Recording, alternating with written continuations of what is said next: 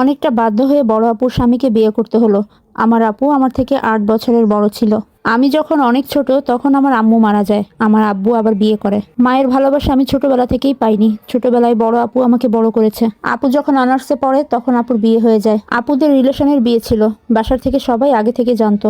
আপুর যখন বিয়ে হয়েছিল তখন আমি ক্লাস 9-এ পড়তাম। আপু তার শ্বশুরবাড়ির লোকজনকে বলেছিল আমার বিয়ে হলে আমার বোন আমার সাথে থাকবে। যেহেতু আমাদের চেনা জানা ছিল আগে থেকেই, তাই তারা আপত্তি করে নাই। তারপর আপুর বিয়ে হয়ে যায়, আপু শ্বশুরবাড়ি চলে যায়। তার কিছুদিন পরে আমি আপুর শ্বশুরবাড়িতে চলে আসি। তারপর থেকে সবকিছু ঠিকঠাকই চলতেছিল।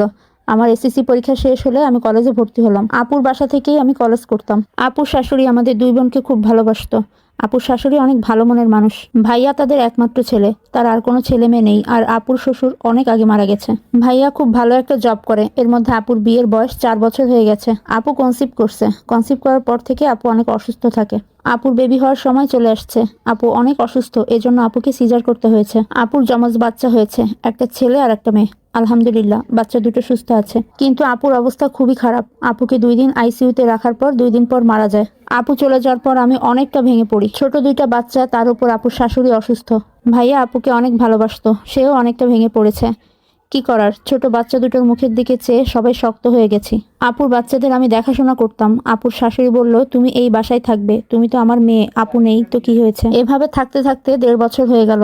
বাচ্চা দুটোর বয়সও 1.5 বছর হলো। আমার যে ছেলের সাথে রিলেশন ছিল সেই ছেলের লেখাপড়াও শেষ হয়ে গেছে। সে আমাকে বিয়ের জন্য তাড়া দিচ্ছে। তার বাসায় সবাই জানে, তারা আমাকে একটু দেখতে আসবে। এই জন্য আমি আমাদের বাড়িতে চলে গেলাম। আমি যাওয়ার পর থেকে নাকি বাচ্চারা খুব কান্নাকাটি করছে। ওরা আমাকে দেখে চলে গেছে আর বিয়ের তারিখও ঠিক করে গেছে। এদিকে আমার আপুর শাশুড়ি ফোন করে আমাকে তাড়াতাড়ি ওই বাড়িতে যেতে বলছে।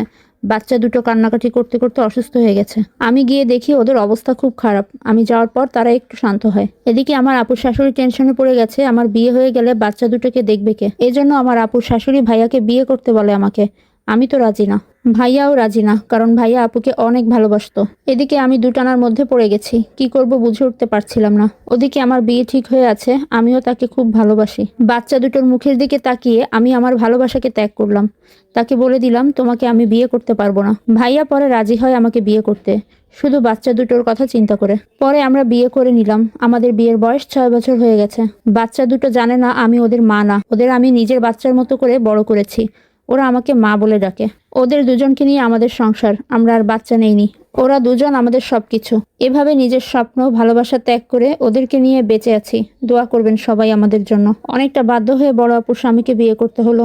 মাঝে মাঝে পরিস্থিতি এমন হয়ে যায়, তখন নিজের ভালোবাসাকে ত্যাগ করতে হয়। আজকের গল্পটি একটা আপুর জীবনের ঘটনা। এরকম আরো অনেক সুন্দর সুন্দর গল্প পেতে আমার পেজের সাথে থাকুন। ভিডিওটি ভালো লেগে থাকলে টাইমলাইনে রেখে দিতে পারেন। আজকের মতো এ পর্যন্তই। ভালো থাকবেন। আল্লাহ হাফেজ।